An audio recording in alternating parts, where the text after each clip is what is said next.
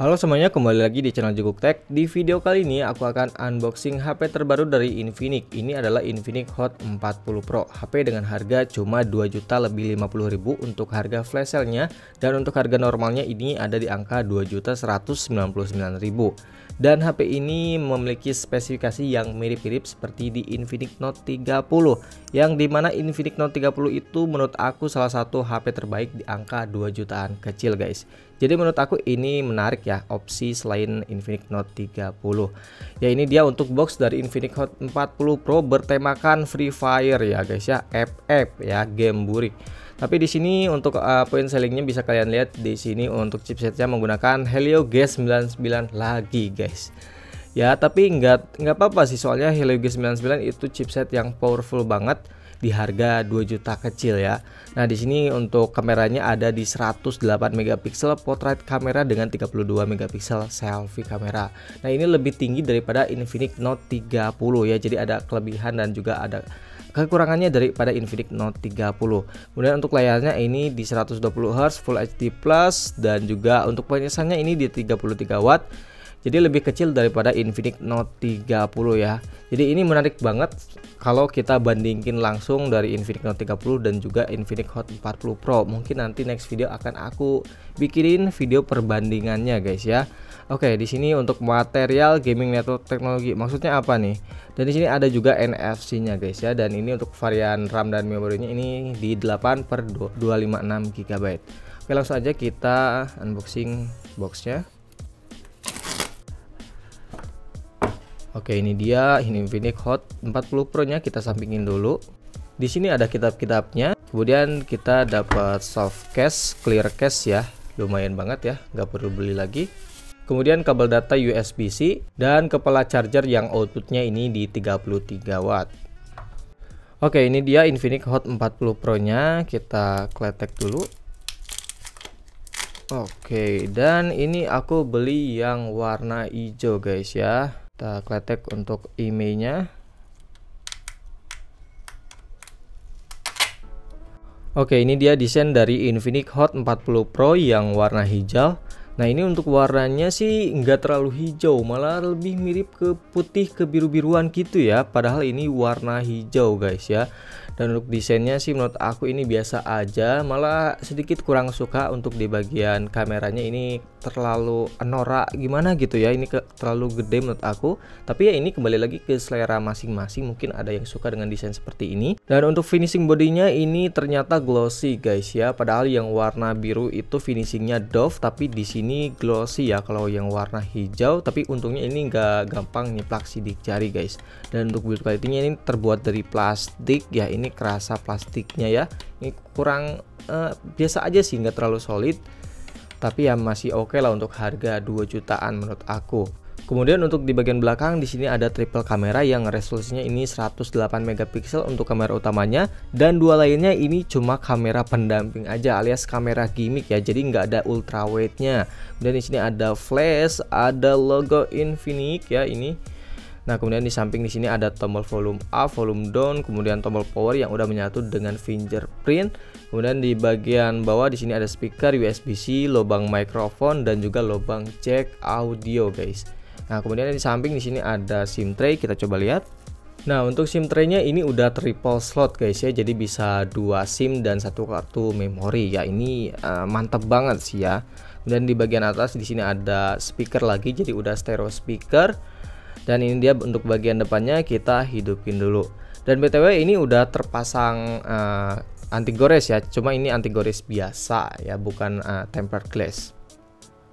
Oke, ini dia Infinix Hot 40 Pro nya, udah aku setting-setting dan juga install beberapa aplikasi. Nah, yang pertama kita coba tes dulu untuk fingerprintnya yang ada di samping guys. 1, 2, 3. Oke, cukup cepat dan juga responsif ya untuk masalah fingerprintnya.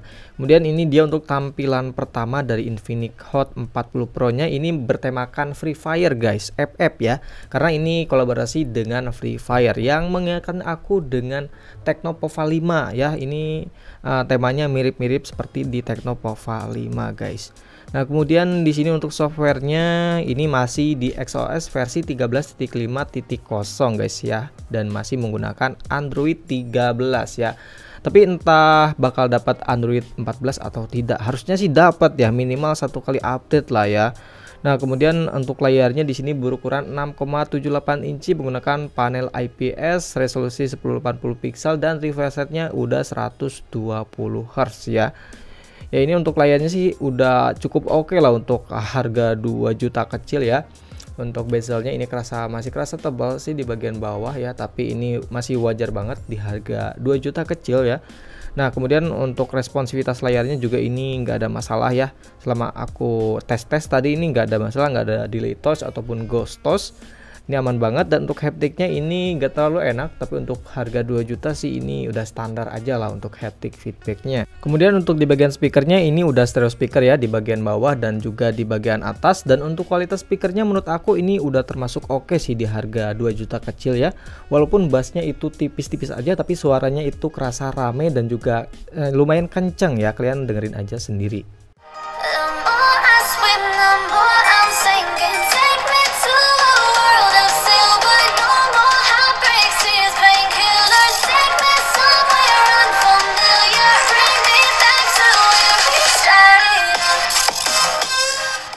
Kemudian kita coba cek untuk device infonya. Nah, untuk SoC-nya ini menggunakan chipset MediaTek Helio G99 ya. Ini chipset yang sering banget dipakai oleh Transsion Holding ya.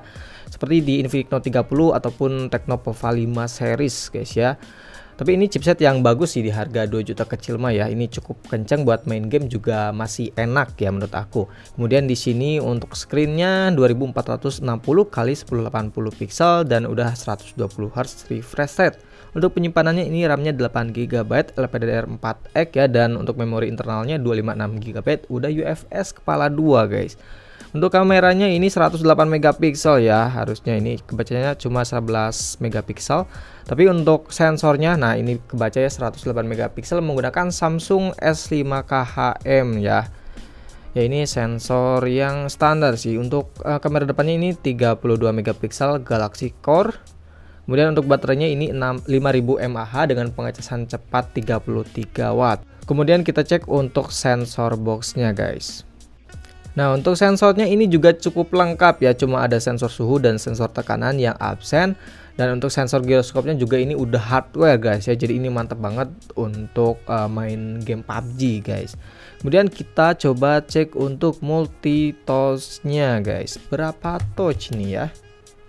Oke, ternyata untuk multi touch-nya ini cuma support 5 sentuhan aja ya, sayang banget ya. Tapi ya gak apa-apa, yang penting untuk multi touch-nya, untuk responsivitas layarnya ini nggak ada masalah sih, ini udah aman-aman aja. Kemudian untuk skor Antutunya ini udah aku tes dan dapat skor di 430 ribuan poin. Ini skor yang standar di Helio G99. Harusnya untuk kebutuhan sehari ini udah oke lah, untuk main game e-sport juga udah mantap nih guys ya. Nah, kemudian di sini aku udah tes untuk CPU throttling-nya.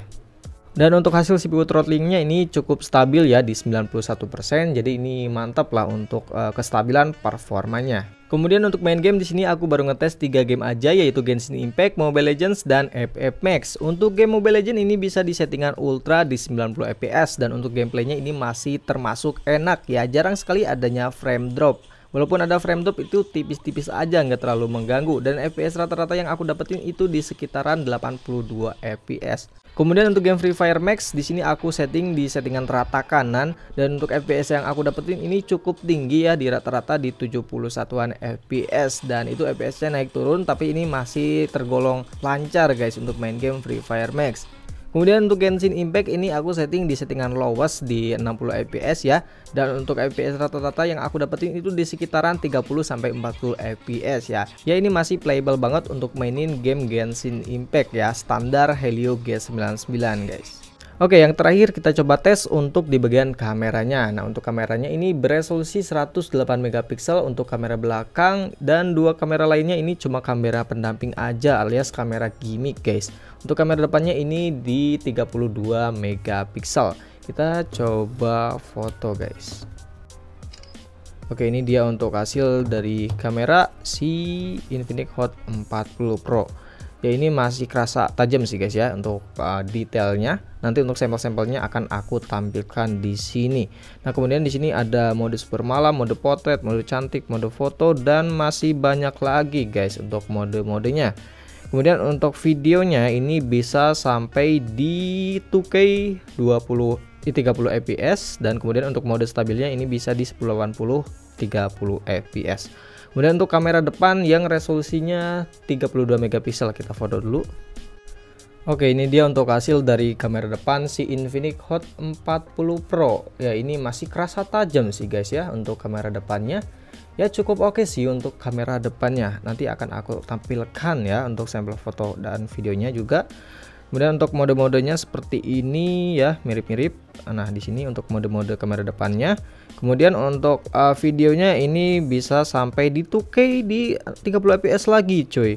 Dan 1080-nya juga bisa sampai 60 fps. Jadi sama seperti di kamera belakangnya. Ini mantap ya.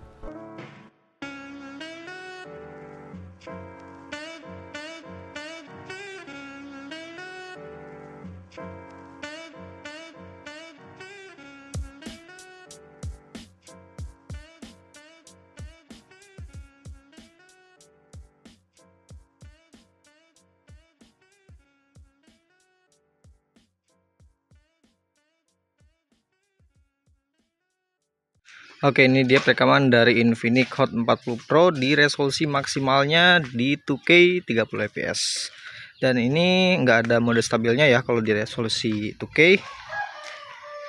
Tapi untuk ketajamannya ini tajam, kualitasnya juga cukup oke sih. Kita lihat untuk autofocusnya. Ya, nggak terlalu cepet tapi udah oke lah ya. Dan ini untuk resolusi 1080 30 fps di Infinix Hot 40 Pro, dan ini menggunakan mode stabil ya. Ini untuk gambarnya cukup stabil sih ya, keren ya. Di harga 2 juta bisa dapat fitur stabilisasi, ini cukup oke sih. Cukup stabil. Oke, mungkin itu aja untuk video unboxing dari Infinix Hot 40 Pro ya. Mungkin nanti di next video akan aku compare langsung dengan Infinix Note 30 ya. Ini aspeknya mirip-mirip dan harganya juga mirip-mirip. Jadi ini menarik banget buat kita compare guys ya. Jadi nantikan aja, jangan lupa untuk subscribe channel Jeguk Tech. Terima kasih telah menonton dan jumpa lagi di video berikutnya. Bye bye.